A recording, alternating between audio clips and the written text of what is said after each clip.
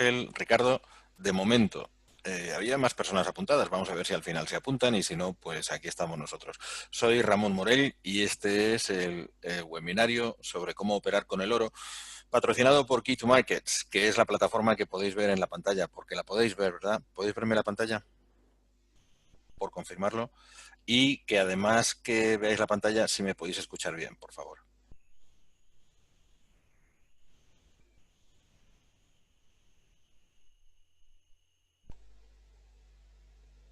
Porque si no se ve la pantalla y no se me escucha, tenemos un problema. Houston. Todo bien, perfecto, Ricardo. Gracias.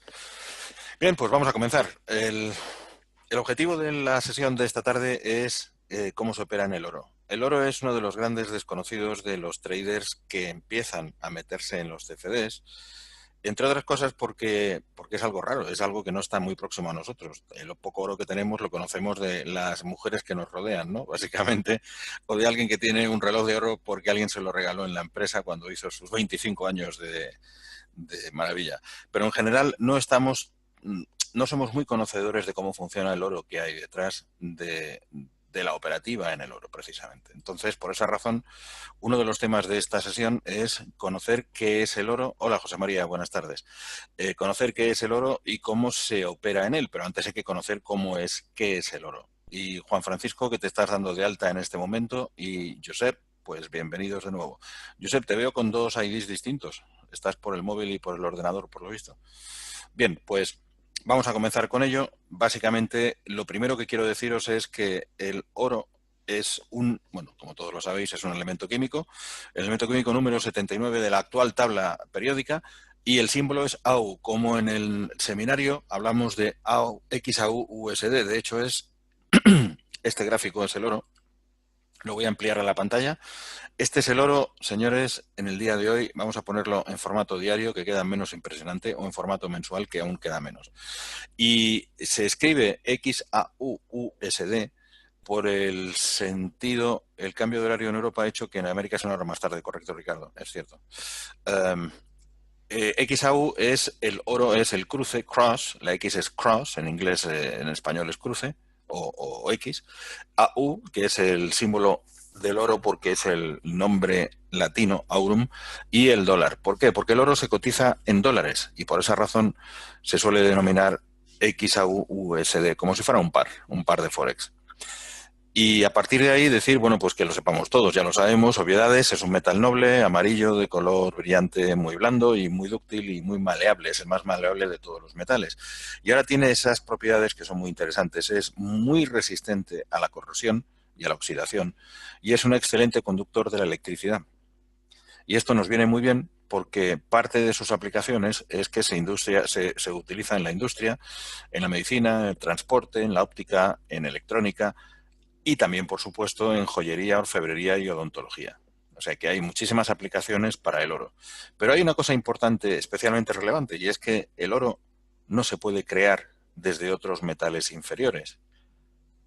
El oro es el que hay. Por eso esa alquimia de la Edad Media, esa búsqueda del oro a través del plomo y fundirlo con otros metales y tal, pues va a seguir siendo simbólica.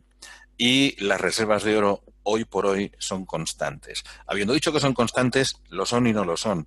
Hay muchísimas reservas de oro que todavía no se han podido explotar porque tiene un coste altísimo, entre otros, el oro que hay en el fondo del mar, contenido en el agua de mar y sobre todo en el fondo del mar. Igual que hay oro en superficie, también hay oro en el fondo del mar. Lo que pasa es que es carísimo poder extraerlo para los contenidos que parece que podemos llegar a tomar. No como el petróleo, que es una bolsa, la sacas y te forras. Aquí no, aquí es bastante más complicado. Por esa razón, hay que decir que en el oro la demanda puede variar, pero la oferta es suficientemente constante y ese es el problema que tiene. Es tanto el problema que tiene que la evolución del precio del oro a lo largo del tiempo, bueno, aquí solo tenemos el oro desde esta época de aquí, pero esperad que voy a ver si lo puedo traer mucho más atrás. Lo tengo desde el año 95, básicamente. Y si os fijáis en los precios que llegamos a tocar en algún momento, pues estamos hablando de 243. ¿243 qué? Dólares la onza. Y estas dólares la onza, que eran 243, hoy son 1.225, para dar una idea. Pero estamos hablando de 18 años, en un plazo de 18 años. El oro estuvo a un precio menor, mucho menor, al principio. De hecho, cuando en los años 70 cotizaba a 35 dólares la onza, por ejemplo. Y el precio máximo que ha alcanzado en su historia, lo tenemos aquí, es este de aquí, y es 1.920,50. De manera que desde esos 35 dólares hasta los 1.920, casi 2.000 dólares la onza, pues tenemos un buen recorrido de trabajo. Ese es el tema que hay con el oro, que la evolución ha marcado siempre, bueno, una parte que fue muy plana al principio, y la parte plana se debió precisamente a que toda esta época hubo una expansión económica a nivel mundial. Esa expansión famosa desde el año 95 en adelante. Con lo que había muy poca expansión, quiero decir, había una expansión económica, pero que no necesitaba una enorme demanda de oro que se produjo justo después. Esta parte de la economía es donde las bolsas estaban subiendo muchísimo, todo el mundo era feliz, y esto se truncó a partir del 2001 y en adelante. Y a partir de ahí, la demanda de oro fue subiendo muchísimo, la oferta no lo fue subiendo tanto y en consecuencia nos pegamos esta subida hasta estos niveles que estamos hablando en el año 2011. A partir de ese momento ya hay una evolución mucho más, digamos, especulativa sobre el oro. Sigue siendo oferta y demanda, pero también tiene un componente de oro especulativo. El oro físico, el que hemos hablado hasta ahora, con su oferta más o menos constante, la demanda muy variable, el oro especulativo es el que hace que los precios se muevan muchísimo más violentamente que lo que haría si fuera solamente el oro físico. Una de las cuestiones que tiene el oro es que tiene influencia de otros elementos financieros. Cuando estamos hablando de la cotización que tiene hoy de 1.225 dólares la onza, estamos hablando de que es en dólares. Y en el oro hay una influencia importante del valor del dólar. Dicho de otra manera, cuando el dólar se refuerza contra otros pares de divisas, el precio del oro tiende a bajar. ¿Por qué es esto? Bueno, pues esto es precisamente porque está cotizado en dólares. De manera que si para alguien que no tenga dólares y que quiera comprar oro busca el precio, se encuentra con que le sale más caro porque tiene que cambiarlo por dólares que son más caros, cambiar su moneda local por dólares que son más caros para comprar la misma cantidad de oro que compró hace un mes, por ejemplo. Y este es el asunto. Por eso suele corregirse automáticamente el precio del oro en relación con el dólar.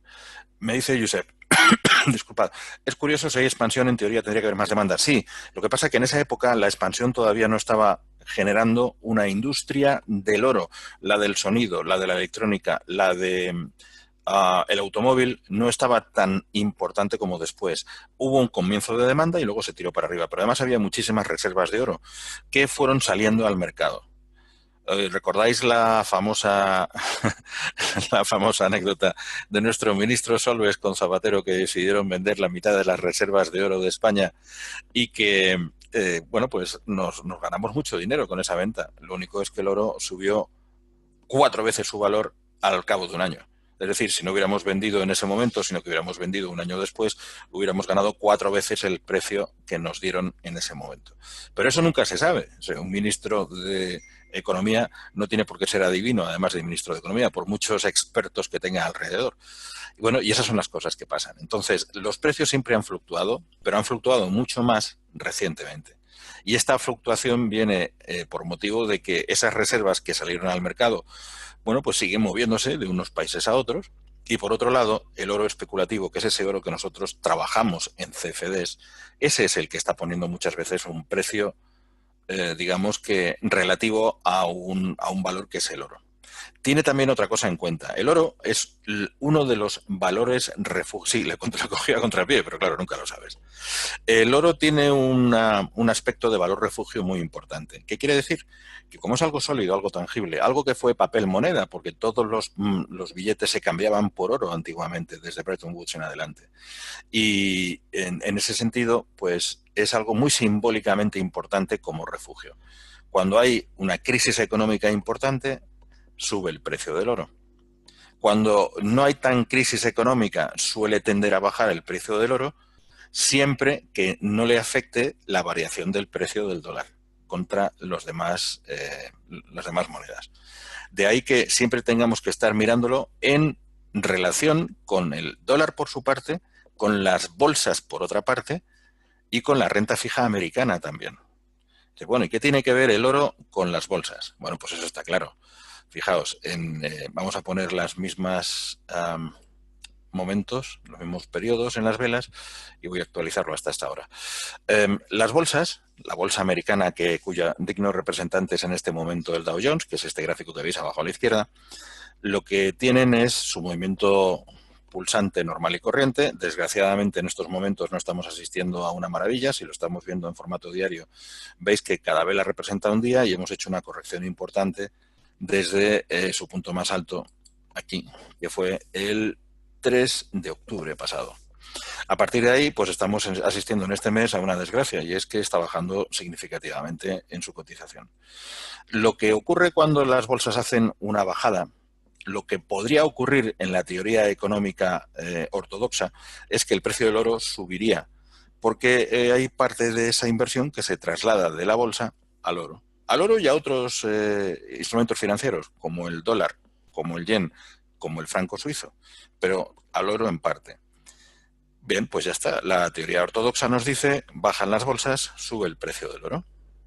Bueno, pues pongamos el gráfico de la bolsa, lo ponemos por aquí y ahora traemos el gráfico del oro, lo situamos aquí o lo situamos abajo y colocamos aquí el Dow Jones y aquí el oro. Este está en formato diario, a este lo vamos a meter en formato diario. ¿Qué ocurre? ¿Lo veis? Bueno, tengo que tomar las mismas, más o menos las mismas cosas, con lo cual aquí lo que haré será un momentito que lo voy a fijar para que se vea bien y voy a desplazar un poco esto hacia adelante para que se vea más o menos. Bueno, no se me desplaza, pero como si no quisiera, pues ahí está más o menos. Esto es lo que hace. Si veis, en esta caída de la bolsa en formato diario, en periodos diarios, hay una subida del dólar que deberían estar correlacionados. Si acaso lo que hago es colocarlo un poco así y así se ve mejor. Y hay una subida del dólar que de alguna forma hace una correlación inversa a lo que está haciendo la bolsa de Estados Unidos. Efectivamente, cuando hay una corrección en las bolsas, suele haber un empuje del precio del oro. Pero no siempre, porque en el momento en que las bolsas aquí estaban expandiéndose, el oro estaba en lateral. Entonces, ¿dónde está esa teoría ortodoxa? ¿Dónde está su certeza, no? En realidad lo que ocurre es que hay otros elementos que hay que tener en cuenta siempre. Uno de ellos es, si algunos inversores piensan que esta expansión de las bolsas no va a ser indefinida, algo del capital se mantiene en el oro. En el oro y, como digo, en los otros elementos que son considerados como valor refugio. Por lo tanto, una expansión absolutamente tremenda suele llevar a una contradicción y es que el oro no acaba de bajar con la fuerza con la que debería hacerlo, porque siempre hay una parte de ese capital que se asusta, que ha conseguido sus beneficios y que se traslada hacia estos otros elementos entre los que está el oro. Y luego, cuando hay una contracción, cuando hay un desplome de bolsas, inicialmente sí que hay una subida del oro, pero después también se relativiza el impacto, porque nunca se sabe si esto es una caída técnica para luego volver a subir. De hecho, aquí hay un empuje hacia arriba de nuevo, aunque luego estemos bajando, y por lo tanto no todo el capital se traslada hacia el oro. Consecuencia, hay una relación inversa, hay una correlación inversa en general entre el movimiento de las bolsas, especialmente las de Estados Unidos, y este elemento que se llama oro, pero no siempre es directamente equiparable, ni siempre es sistemáticamente ortodoxa. A veces no lo es, por este tipo de planteamientos que estoy diciendo. Pero es muy bueno tener en cuenta qué está haciendo la bolsa para intentar anticipar un movimiento del oro a medio plazo. A corto plazo, la relación no es tan directa o indirecta, la relación no es tan estricta entre lo que haga la bolsa y lo que haga el oro. Cuando nos metemos más en corto, por ejemplo, en formato diario, en formato de horario, aquí veis que lo que está haciendo la bolsa en algún momento parece que hay lo mismo, pero al revés. Aquí veis este empuje, esta caída de la bolsa del viernes y aquí vemos el empuje que tuvo el oro el viernes. Fue algo puntual, para abajo y para arriba, y aquí para abajo y para arriba, y aquí para arriba y para abajo. Pero después no siguió haciendo lo mismo. Esta siguió subiendo, el oro siguió bajando, pero después aquí ya hemos avanzado hacia abajo en el oro y también en cierto modo hacia abajo en la bolsa. Con lo que no hay una relación tan directa cuando estamos hablando de periodos mucho más cortos. Eso es importante, pero también tenemos el oro con la renta fija. ¿Por qué con la renta fija? Porque la renta fija americana, digamos que es la antítesis de la renta variable. Si la renta variable va bien, la renta fija pues pierde precio, pierde rentabilidad, porque el dinero se traslada hacia la renta fija, la renta variable.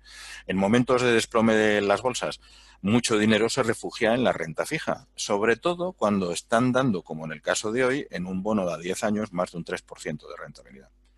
Entonces, mucha gente puede llegar a pensar, dice, mira, la bolsa está en este momento en una situación interesante. Ha sido casi máximos históricos hace poco, estamos corrigiendo, pero en esta situación tan interesante, a lo mejor yo me voy a jugar las castañas en las bolsas de Estados Unidos para sacar una rentabilidad de un 10, un 15 o lo que fuera, cuando en renta fija estoy sacándole un 3. Pues a lo mejor no. A lo mejor parte de mi capital lo voy a colocar en renta fija. Y ya me quedo tranquilo, ya sé que me está dando un 3, la inflación está en el 2 y pico, yo estoy sacándole un rendimiento, aunque sea mínimo, a esa situación, a ese capital que coloco en renta fija. Y esto es lo que hay. No había visto algún otro nombre como Encarna, bienvenida. Y he visto por ahí a Francisco que entra y sale. Bien, pues como os decía, hay que considerar su relación con el dólar por un lado, su relación con las bolsas y también esa relación con la renta fija americana. Y siempre tomándolo un poquito con hilos. Es decir, que las correlaciones muchas veces son absurdas y no son siempre iguales. En alguno de mis seminarios os comento que hay un estudio muy interesante sobre una correlación que existe entre el número de personas que en Estados Unidos mueren al año ahogados en su piscina y las películas que ha hecho Nicolas Cage como protagonista o como actor secundario. Y sí, aquí no tengo el gráfico, pero os lo podría poner, además está en internet. Ponéis Nicolas Cage correlación piscina y os sale el gráfico. Y es un gráfico muy interesante porque existe una correlación entre los años en que Nicolas Cage aparece en alguna película o en varias, ya sea como principal o actor secundario, y el aumento de fallecimientos por ahogamiento en piscinas particulares. Es curioso, ¿verdad? Bueno, pues eso es lo que tienen las correlaciones, que pueden tener esa visibilidad de certeza cuando en el fondo no lo es. Nos faltan mucho más datos que lo que estamos viendo en ese momento. Pero es importante tener en cuenta que existe esa correlación con las bolsas, que existe la correlación con renta fija y que existe también con el dólar. En el oro. ¿Cómo se trabaja en el oro? Que ahora vamos ya a lo importante. Bueno, pues cuando nos movemos en este activo y vamos a trabajarlo, vamos a verlo en un formato de 15 minutos, porque hay varias formas de operar con él. Una de las formas es una estrategia pues, que se plantea a medio plazo, que veremos ahora, y las normales son las de intentar sacar un aprovechamiento a los impulsos que tiene el mercado cuando uno se mete a ver cómo funciona. Normalmente el oro tiene un movimiento un poquito más contundente, más oscilante que el de otros activos financieros. Y esto también lo tenemos que tomar con alfileres, porque digo normalmente, pero hay ocasiones en que no lo hace. Y como siempre, con lo del contrapié que comentaba Josep antes, cuando vamos a entrar nunca sabemos qué es lo que va a pasar. Sabemos lo que ha pasado. Con lo que ha pasado intentamos pronosticar lo que va a ocurrir, pero nunca tenemos la certeza de que ese pronóstico vaya a ser exacto. No la tienen los meteorólogos y tienen muchísima más ciencia detrás. Pues imaginaos en esto que no hay una ciencia, sino que es una técnica. Y se parte de la base de que las técnicas tienen que tener fallos, porque si no se convertirían en ciencia pura y dura. En esta situación, lo que tenemos que ver es intentar aprovechar las tendencias, por un lado, y por otro lado, apoyarnos en elementos externos a nosotros para tomar la decisión. Los que venís a mis webinarios sabéis que estoy harto de decir esto, pero es que funciona muy bien. ¿Cómo funciona? Si me meto en los 15 minutos, lo primero que tengo que analizar es dónde está la base, dónde está el soporte en el que me puedo apoyar para ver qué precio puede hacer el oro. Y el soporte puede caminar más o menos por aquí. Digamos que por aquí. Ahora no, ahora hemos roto, ¿eh? Olvidémonos de la última parte y nos fijamos en que aquí hay un soporte más o menos por esta zona. También los que venís a mi seminario sabréis que yo normalmente los soportes no los pinto con una línea, sino que me gusta hacerlo en formato triangular, en formato rectangular. Por la sencilla razón de que un rectángulo me permite tener un colchón en el que se puede mover el precio sin tener que ser estrictamente una línea que si la rompe, que si no la rompe, que si ya hemos roto el escenario. No, al ser un colchón, mientras esté en esta banda, más o menos, estamos dentro de ese soporte y no se ha superado o no se ha quebrado el soporte hacia abajo. Simplemente estamos apoyándonos en él. Es como un muelle. Entonces tiende a tocar el soporte, con la fuerza con la que venga bajará más todavía dentro de ese colchón y luego rebota. Vuelve y aquí tuvo poca fuerza y ya simplemente rebotó. Y aquí tuvo tanta fuerza que lo que hizo fue traspasarlo directamente, lo perforó y se metió para abajo. Este es el soporte. Es importante conocerlo y detectarlo, localizarlo, porque nos va a servir de referencia clave casi siempre. En este momento fue un soporte, lo fue porque veníamos del día anterior, estamos en 15 minutos, recuerdo. Veníamos de la semana pasada, del jueves, y ha vuelto a funcionar en el día de hoy, esta mañana, pero después ya no. Lo que no funciona como soporte se convierte fácilmente en resistencia. Lo que quiere decir que si el oro comenzara a rebotar después de estos niveles, es relativamente probable que toque, lo perfore un poquito y vuelva a caer de nuevo. Puede hacer las dos cosas. Puede tocarlo y reventar hacia arriba o puede tocarlo y volver a caer. Existe una pequeña mayor probabilidad de que lo toque y vuelva a caer, porque lo que fue en algunas ocasiones soporte tiende a ser una resistencia importante. ¡Ah, Dios mío, esto es magia! ¡Qué maravilla! No, no es magia. Esto es que casi todos los brokers profesionales lo asumen como parte de su técnica. Y en cierto modo, si esto empieza a llegar a estos niveles, algunos se ponen vendidos. Como algunos se ponen vendidos, empieza a retraerse el precio de nuevo. Si pueden más los que se ponen compradores en estos niveles, perfectamente, esto seguirá subiendo, como ha pasado ahora, que ha sido al revés. Pero normalmente no podrán más porque hay muchos más profesionales que tomarán posiciones cortas cuando llegue a esta banda de oscilación que los que toman posiciones largas. En general, a menos que haya otro factor que afecte desde fuera, el mercado tenderá a corregir después de rebotar y tocar. Pero no siempre. Si hay factores externos o si hay más presión compradora, no va a ocurrir eso. Y esta es la maravilla del trading en mercados financieros, es que nunca sabes lo que va a ocurrir. Por muchos años que lleves, por mucho que estudies, siempre hay un factor importante de incertidumbre. ¿Cómo se cubre la incertidumbre? La respuesta la tenéis todos. Controlando el riesgo. ¿Y cómo controlamos el riesgo? Stop losses. Siempre stop losses. De manera que si yo aquí me pongo ahora, aquí vamos a ver si me pondría, pero si esto rebotara y me pusiera aquí corto, yo pondría una stop loss ligeramente por encima del final de mi banda de oscilación, del final de mi rectángulo de soporte, que ahora será resistencia. Porque si rebotara por encima de él y lo traspasara, ciertamente superaría estos niveles. ¿Para qué voy a perder más potencialmente que lo que no me interesa? Directamente coloco mi stop y aquí no ha pasado nada, me he equivocado de dirección. ¿Qué le voy a hacer?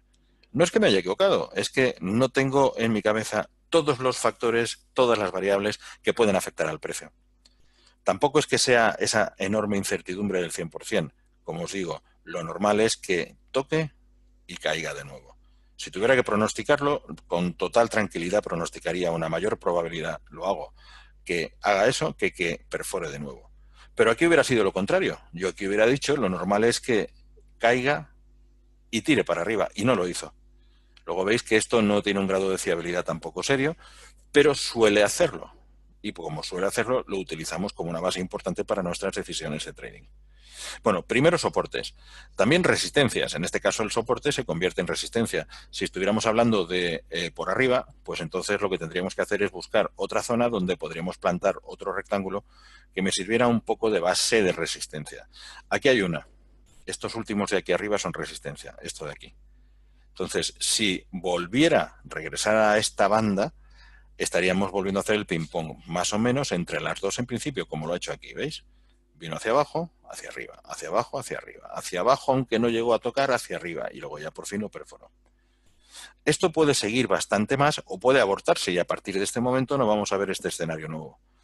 Y además, si es antiguo, digamos que si yo pintara una resistencia en este nivel de por aquí, ya no tiene tanta validez si aquí no queda validada, porque es muy antigua. Ya ha pasado desde el jueves en velas de 15 minutos. Hay una gran sucesión de velas en medio y ya no tiene tanto valor por esa razón. Solamente con lo de atrás no me vale. Necesitaría apoyarme en lo que está pasando lo más cercanamente posible en la situación de ahora.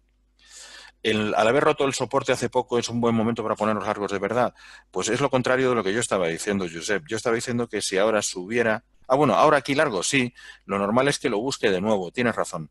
La primera reacción, que lo voy a hacer ahora cuando veamos las velas de 5 minutos, para mí sería más hacia arriba que hacia abajo. Y después, una vez que llegue a esta zona, sería más hacia abajo. Si la perforara, entonces sí, me doy la vuelta, me pongo largo esperando llegar hasta esta otra zona y después ponerme corto. Ese sería el fenómeno aquí abajo.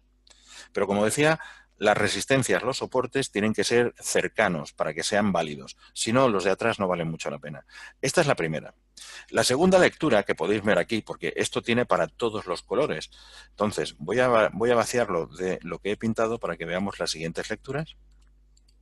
Una de ellas al menos, que es la de las tendencias puras y duras. ¿Y cómo se ve la tendencia? Normalmente, lo que la gente hace para dibujar una tendencia es plantearle una resistencia a un soporte, pero en el sentido en que se mueve el mercado, por ejemplo, así.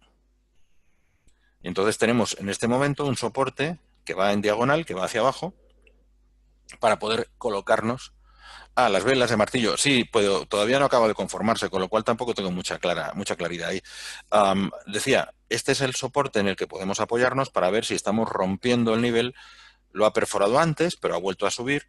Y las agujas, hay una teoría en el estudio de las velas, y sobre todo en el estudio del chartismo, no del análisis técnico, que es la aplicación de indicadores a los gráficos, sino el puro manejo de las figuras que hacen los gráficos con los apoyos de líneas. Y en aquí hay una doctrina muy clásica, que es la que dice que las velas, donde se siente la solidez es realmente en el cuerpo, no en la aguja. ¿Por qué? Porque la aguja suele ser esa alta especulación que hay en ese periodo concreto, pero que luego no nos lleva a ningún lado, porque lo que importa es dónde abrió el cuerpo y dónde cerró. Este es el movimiento intenso de la vela el que más importa, aunque luego haya una aguja larga. Hay otra doctrina, que es la doctrina un poco más moderna, que dice, amigo, en este periodo el precio se ha movido desde aquí arriba hasta aquí abajo y todo tiene que ser tenido en consideración. Bueno, pues os estimulo para que analicéis una de las doctrinas o la otra y os apoyéis en una o la otra o os apoyéis en las dos si no le veis mucha contradicción. En mi caso concreto, yo generalmente utilizo los cuerpos, las bases, pero a veces cuando veo que hay muchísimas agujas por medio, que implica una alta volatilidad, pues tengo que utilizar las agujas. Pero no importa, ¿eh? Eso es una explicación teórica, no afecta al objeto de lo que estamos diciendo aquí. Aquí tenemos varios puntos de soporte anteriores, uno quebrado para luego volver a penetrar para arriba. Podría pintarla de arriba también y así tenemos un objetivo marcado ahí arriba. Si venimos más o menos de por aquí, pues depende de si empecé con la primera o empecé con la segunda, pero más o menos tendríamos por aquí una posibilidad de vistazo de un canal. Sabéis que en el trading en canales lo que hacemos es, si está cercano al canal o si lo ha quebrado y ha vuelto otra vez, nos ponemos largos. Cuando estuviera aquí arriba nos pondríamos cortos y digamos que la parte más conservadora de esta teoría me indica a mí, o por lo menos es la que yo sigo, es que si pintamos una zona central, cuando llegamos a la zona central lo que hacemos es salirnos directamente. Vengamos por donde vengamos, desde abajo o desde arriba. Si estamos ahora entrando en formato largo, pues cuando llegamos a esta zona de por aquí, cerramos la posición. Que es que entonces perdemos todo el camino que va hasta arriba del todo. Pues que se lo lleve otro. Pero tengo mucho mejor control de riesgo cerrando aquí que viendo lo que ha hecho aquí antes, que tocó justo en el borde y luego subió otra vez. Entonces yo estaba aquí corto, volvió a subir, quizá me puse corto de nuevo aquí, volvió a subir, y cuando ya parecía que iba a quebrar el canal, directamente se fue hasta otra vez hacia arriba. Sí, luego ha caído bajando, pero yo voy a estar esperando, cuando estoy trabajando en velas de 5 minutos, de 15 minutos, pero operativa de 5 minutos, a esperarme 2 días o día y pico para poder cerrar una posición en la que ya estoy perdiendo dinero, yo no lo haría. Por esa razón, es mucho más prudente cerrar las posiciones en el medio del canal. Dices, pero mira, aquí ves, aquí nos pusimos largos y hemos perdido todo este recorrido, encima muchísimo más porque podíamos haberle puesto una dinámica. Total, ponle una dinámica. Cuando estamos cortos, como esta de aquí, le metes una dinámica justo cuando estamos en el borde, una stop dinámica, y si sigue bajando, va a tirar de la dinámica hacia abajo y luego ya cuando rebote nos sacará. Esa es la otra opción. Pero desde luego hay que ser muy prudentes porque nunca las fórmulas que utilizamos para operar tienen una fiabilidad al 100%. Por eso es fundamental todo lo que encajemos dentro de nuestra operativa, primero sentirnos confortables con ello y después siempre dudar de ello. Porque es que nunca va a ser fiable al 100%. Y las garantías que tenemos de no acabar palmando constantemente son las de controlar el riesgo y que el último centavo se lo lleve otro. Ese es para otro, no es el mío, ese tiene demasiado riesgo. Os dais cuenta de que muchas veces, por la última parte de la posición, es donde empezamos a querer ganar mucho dinero, acabamos fastidiando toda la posición entera, todo el movimiento que hemos hecho desde el principio. Es mucho más conservador, os lo digo, yo llevo 30 años ya, ¿30? Siempre lo digo, pero siempre digo menos de los que son. 30 y tantos años en los mercados y en los CFDs 13. Y os puedo decir que es mucho más prudente cerrar con un objetivo de ganancia que no llegue precisamente a forrarme en un día. Porque si voy buscando el forrarme en un día, va a pasar lo contrario. Eso es más o menos garantizado, además. Entonces, en el oro, lo bueno que tiene, como os decía, es soportes, que suelen ser bastante seguidos, aunque se han roto en este caso, tendencias, como las que vemos aquí, y después, si estáis jugándole el planteamiento de un scalping, de un sacarle 4, 5, 10 puntos rápido, entonces sí, he hecho esto y luego al final no lo he borrado. Entonces, lo que sí os interesa es realmente el poder, a ver, 1, 2 y 3, a ver si las quito, que tengo que marcarlas, es verdad, 1, 2 y 3, ya están fuera. Bien, entonces lo que sí interesa es comprobar cuál es la tendencia que hay. ¿Cómo se comprueban las tendencias? Normalmente con un número mínimo de velas que me garantice que esto está subiendo y por encima de unos niveles. Por ejemplo, si nos metemos en este de aquí, y aquí vemos que aquí empieza a dudar, aquí empieza a bajar y luego empieza a dudar con una vela verde, una vela roja, verde, roja, verde. Aquí no voy a hacer nada porque puede ser que luego siga una roja. Pero después de esta verde viene una segunda. Ya empieza a subir algo. Y después de esta segunda viene una tercera. Más interesante. Dices, ya, pero estoy perdiéndole el empuje inicial. Si yo ahora me pongo largo en esta, puede que haya roto ya. Yo es que no me pondría largo en esta, estaría esperando porque aquí viene una zona de congestión y puede ser que se quiera colocar en esa zona y luego volver a bajar o hacer el lateral aquí. Yo no gano nada ni con la bajada ni con el lateral. Me espero. Y luego viene esta otra, y esta otra ya me consolida dos velas, pero viniendo desde otras tres. Ya son 5 velas verdes. Esta es pequeñita, ciertamente. Aquí hay historia. Dices, ¿me pongo o no me pongo? Pero cuando esta empieza a subir, yo me pongo largo aquí. Y me cierro cuando ya empieza una vela contraria. Y aquí le puedo sacar un pipito si soy scalper. Es un poco ese planteamiento. Aquí queda abortado. ¿Por qué? Porque después de 4 velas verdes, que todavía estamos en zona de congestión, nos plantean las rojas. Y estas rojas nos vienen abajo y yo cuando estoy aquí no me voy a poner corto. ¿Por qué? Porque estoy mirando esto. Estoy mirando que puede llegar a querer buscar esta zona, que para mí son demasiados pocos puntos con la horquilla que tiene el oro, para nada. Entonces todavía me tendría que esperar un poquito. Y así seguimos, hasta que de repente, después de estas, porque estas no me dicen gran cosa, una empieza a ser destacada sobre las demás y me da un empujón. Yo no entro en esta vela, ¿eh? No entro porque es posible que esta quede luego mediatizada por una contraria. A veces ocurre. Y cuando vienen las contrarias, vienen hasta el punto medio más o menos de la vela anterior contraria. Así que voy a esperar. Pero cuando esta empieza a tirar más para arriba, yo me meto. Y me meto y tengo recorrido por lo menos hasta aquí. Después aquí me pongo una stop dinámica y quizá me la salte aquí o quizá no, quizá me la salte aquí. Pero tengo recorrido hacia arriba. Ese es el scalper, el que busca algo rápido. Pero rápido yo no lo estaría buscando en 15 minutos. Yo me pongo velas de 5 minutos. Y en las de 5 minutos se me marcan los laterales con un poquito más de intensidad y se me marcan las tendencias también con un poco más de fuerza. Y ahí es donde le puedo sacar algo de provecho. Por ejemplo, aquí está clarísimo, esto es del libro. Cuando estamos aquí, vemos que esta vela ya rebasa por debajo las anteriores, pero se apoya en la zona de soporte anterior. Después venimos a otra que se apoya en otra zona de soporte un poco más antigua y a partir de ahí quebramos. Sí, seguimos buscando esto, pero esto está ya bastante lejos. Pero aunque sea ahí, entro aquí aunque sea en corto para poder sacarle algo de provecho. Esta me sacaría si tengo una stop dinámica puesta. Si no la tengo, simplemente a lo mejor aguanto esa diferencia para luego tirar para abajo y ya me sacarían por aquí o me sacarían por aquí. Ahora ya estaría fuera del corto y posiblemente estaría planteándome largo si supera esta zona de aquí. Eso con mi experiencia de scalper. Hay otra gente que lo utiliza de otra forma, ¿eh? He entrado en real con stop en 1221, soporte importante. 1221 abajo, sí, soporte importante. Y es que realmente los soportes son también como en los gráficos del Forex, como en el eurodólar, por ejemplo. Los soportes suelen estar en las figuras, es decir, el 1,13, 1,14, 1,15. Luego suele estar en los cuartos y en los medios. Y por último suele estar en los 1,1320, 1,1330, 1,1340, en esos niveles, por grado de importancia. Y aquí tenemos un soporte importante en esa zona. Más importante es el de 1225, pero hay un soporte abajo en 1220 más o menos. Entonces, sí, y además tenéis otros factores que vienen en vuestra ayuda, que son los elementos del análisis técnico. El MAC, el parabólico, el RSI, Fibonacci, etcétera. Todo esto hay que tenerlo mucho en cuenta porque funciona generalmente, como os decía, no porque sea magia potagia, sino porque mucha gente lo utiliza y por lo tanto cobra valor.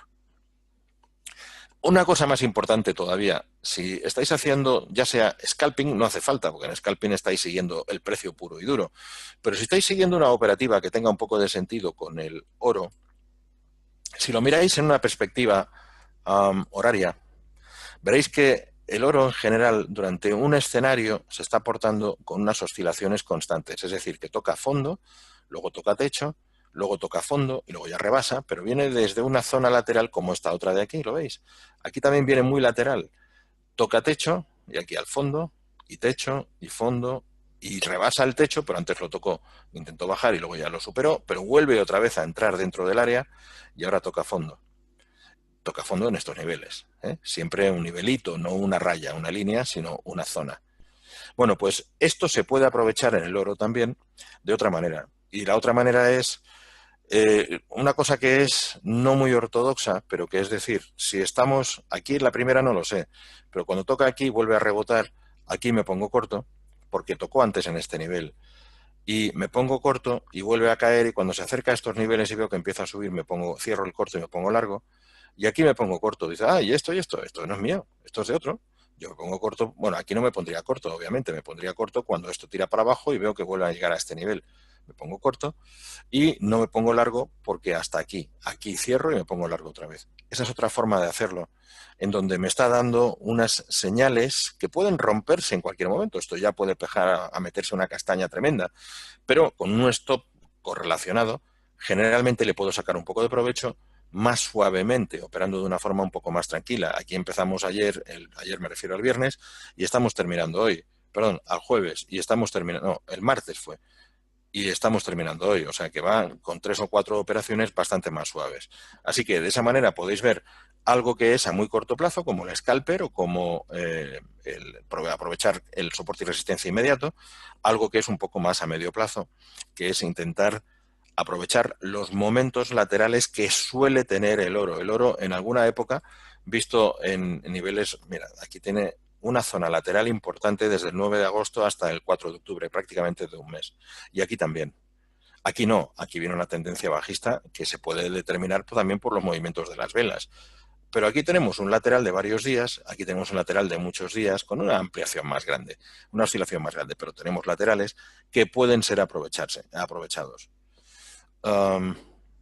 ¿Qué más decía? No, sí, me parece muy bien, Josep, si esto está para que la gente también opine y yo me enriquezca también con los comentarios de los demás. Si yo no pudiera aprender, me resultaría muy aburrido, pero como siempre estoy aprendiendo. El caso es que hay otra forma de hacerlo también. Esto es una teoría que uno de mis clientes me enseñó hace ya varios años, y diría que hace como menos 6 o 7 años. Y lo que él hace es, dice, por ejemplo, vamos a trabajar sobre los 5 minutos. Dice, en estos momentos la actitud del oro parece más alcista que bajista, de recuperación, de rebote. También hay que tener una cosa en consideración, y es que a veces los rebotes de una caída tan importante vuelven a encajarse hacia el 50%. Acordaos de Fibonacci, el 50% no es Fibonacci, pero está encajado dentro de la teoría de Fibonacci, pero suele llegar hasta el 50% y aquí ya oscila y puede tirar para arriba o para abajo. Lo normal es que vuelva a caer un poco cuando llega hacia el 50%, pero no siempre lo hace. Entonces él lo que dice es, como no creo que tenga total seguridad en que esto vaya a remontar hasta mucho más arriba, aquí me pongo largo y me pongo stops en distintos niveles por debajo. Dice, me voy a poner stop en 10, en 15 y en 20. Él utiliza otros parámetros, otros números, pero es para daros algo rápido ahora mismo. Dice, y me voy a poner un trailing stop, una stop dinámica por arriba, cuando vaya a subir, que también la fijaré, pero de momento voy a poner objetivos. Y mis objetivos son siempre 1,5 lo que es el stop. Es decir, si yo tengo el stop en 10, me lo pondré en 13 el objetivo. Si lo tengo en 15, me lo pondré en 22. Y si lo tengo en 20, me lo pondré en 30. Y pone una operación donde tiene el stop loss en 10 y el objetivo en 12, otra operación donde tiene el stop loss en 15 y el objetivo en 22, y la tercera donde tiene el stop loss en 20 y el objetivo en 30, largas. Y por si acaso hace lo contrario también. Pone una corta en las mismas condiciones. Dice, y entonces lo que ocurre es que, como normalmente hará este tipo de oscilaciones, si fuera, hombre, la mejor posibilidad que es que me vaya primero hacia un lado, por ejemplo, sube, me revienta, me abre todas las operaciones y me las cierra con el objetivo y después cae. Como suele hacer eso más frecuentemente que otra cosa, le puedo sacar provecho por un lado y por el otro. Dice, si no hace eso, entonces, ¿qué tengo? Pues que voy a ganar en algunas, porque me va a romper algunas top de ganancia de alguna de ellas, algún trailing, algún take profit, y volverá a caer, pero me sacará con las stops. Como mis take profits son un poquito más altos que las stops, en general podré sacarle algún punto. Y limito mi riesgo en parte. Dice, y lo peor es que se ponga a oscilar y que no acabe nunca ni de saltarme una dinámica ni de saltarme un take profit, o que me haga las dos cosas, me salte las stop losses de abajo y las stop losses de arriba, con lo cual al final pierdo en seis operaciones los stops que le he marcado. Bueno, pues esto es otra teoría que, así a bote pronto, porque esto supone explicarla durante por lo menos 20 minutos viendo ejemplos, pero así a bote pronto parece que es una tontería, no es tan tontería, sobre todo cuando puedes utilizar microlotes. Entonces, puedes aprovecharla para una cuenta demo. Voy a hacer un seminario un día sobre ella, si él me da la autorización para poder revelar en condiciones la doctrina esta, la teoría, y los niveles en los que él se apoya, que no son los que yo he dicho. Entonces, pues, es muy interesante, ¿eh? Nosotros la hemos trabajado y suele funcionar bien, pero hay que tener un poco esas agallas para aguantar una posibilidad en donde el fenómeno me haga saltar 3 por arriba, 3 por abajo y he perdido en 6 stop losses. Pero después suele tener rendimiento. Y lo bueno que tiene es que puedes utilizarla para el momento que te apetezca, dentro del horario en donde trabaja más el oro. El oro se mueve mucho como el horario europeo, desde las 8 de la mañana, 8 y pico de la mañana, hasta las 6, 7 de la tarde como mucho. Algunos días son especiales, como hoy, donde aún estamos no cerca de las 7 y ya está moviéndose todavía mucho. No es normal, normalmente se quedará en lateral a estas horas. Pero sí, si hay algo de movimiento detrás, he estado buscando antes el porqué de esta caída. No todo, el oro no tiene una buena fuente de información externa. Así como el Forex o los mercados bursátiles, enseguida sabes de alguien que dice esto es por esto o por lo otro. En el oro no es fácil. Hay algunas páginas que dan información del oro, pero no es fácil. Entonces hay menos análisis fundamental detrás que nos pueda servir de base para algo rápido como puede ser esto. Lo que sí os puedo decir es que de las páginas que yo he revisado, que las reviso siempre cuando voy a hacer un seminario si me da tiempo, hay unas que dicen que normalmente la previsión que hay del oro es que en el fondo vaya a subir y supere el nivel de 1225 que hemos estado viviendo, 1230, perdón, que hemos estado viviendo en los días anteriores, y llegue a un objetivo que estaría pues por encima del 1250, y ese es el objetivo que le plantean más o menos a corto plazo, para después de ahí. Bueno, primero sería llegar a 1235 para bajar hasta 1200. Primero, 1235 a 1200, o sea que esta oscilación la repetiríamos. Después, volver a subir a 1235 para llegar a 1250. Y esto va a ocurrir en las próximas semanas, según dicen. Lo que hay es que hay unas elecciones en Estados Unidos la semana que viene. Antes de esas elecciones, algunos de los expertos, he visto 2 expertos, calculan que podría llegar a 1200 antes de las elecciones. ¿Por qué? Porque va a haber tirón de las bolsas también. Y entonces se va a debilitar un poco el oro. Y después debería subir, llegar otra vez a 1235 y de aquí trepar para arriba a 1250. Y le están poniendo un objetivo para en algún momento de la primera parte del año que viene, que podría llegar incluso hasta 1310, ya comenzando el 2019. Ese es el objetivo, el precio objetivo que le marcan. O sea que recorrido hacia arriba tenemos más que de sobra, en principio, pero también podemos tenerlo hacia abajo y se equivocan los expertos. O sea que hay que tener mucha precaución con ello. Me dices por ahí, El 50% de FIBO está en 1.233. Sí, es que por eso se basan también en ese nivel, yo creo. No soy ambicioso, he puesto el profit en el 38,2. Perfecto. Es que es lo que hay que hacer, hay que ser muy prudente ahí. 1.235, 61,8. Exacto. Sí, sí, eso está muy bien. Pues perfecto. Ese es el bueno. El 61,8 es más fuerte que el 50, porque es FIBO puro. ¿El tirón de las bolsas sería para arriba o sería para abajo? En principio, el tirón de las bolsas es que todo depende, porque las elecciones, si van a ganar los conservadores, suele ser bueno, en este caso, para los mercados, porque el Trump, con lo desastre que es una especie de animal sin control, lo que sí tiene de bueno es que está favoreciendo el crecimiento económico de Estados Unidos con la protección que le está dando a la industria. Las exportaciones americanas tienen su problema también, pero como tampoco es un tío demasiado tonto, pues procura paliarlas con algún tipo de compensaciones que hace con algunos países. Esto no se dice, pero se hace. Con lo cual, el tirón debería ser, si ganan los conservadores en algunos de estos estados, pues hacia arriba. Si ganan los demócratas, en principio el tirón es hacia abajo. Es una especie de desilusión, porque los demócratas son los de economía de libre mercado, y entonces ahí podría tener un poco de problema a la hora de intentar impulsar medidas durante el resto de su mandato hacia el Congreso y el Senado. Pero como puede tirar siempre de chequera, es decir, de firmar lo que le dé la gana en la presidencia, en la Casa Blanca, y a partir de ahí que lidien con el tema luego en el Congreso y el Senado, pues yo creo que va a ser más positivo que negativo. Incluso si ganaran los demócratas puede haber un impulso alcista en las bolsas que determinaría ese empuje hacia abajo del oro puntualmente. Bien, pues ¿alguna cosa más? ¿Alguna pregunta? Sabéis que tengo la costumbre de hacer seminarios de 45 minutos, como cuando estábamos en el colegio y nos hacían clases de 45-50, porque a partir de ahí, desconectábamos a los 5 minutos de empezar. Pero en general, cuando es un monólogo, cuando solamente hay una persona hablando, lo mejor es que sea suficientemente breve y, si se puede hacer interesante, mejor. Pero cuanto más breve, mejor, en el sentido de no enrollarse demasiado. ¿Tenéis alguna pregunta, alguna cosa, alguna precisión que necesitéis, alguna cosa más? Hombre, he visto también a Jorge. Qué bien, no te había reconocido antes. Fenomenal que estéis por aquí. Bueno, pues sabéis que tenemos 2 seminarios más ¿cómo se llame? Previstos en adelante.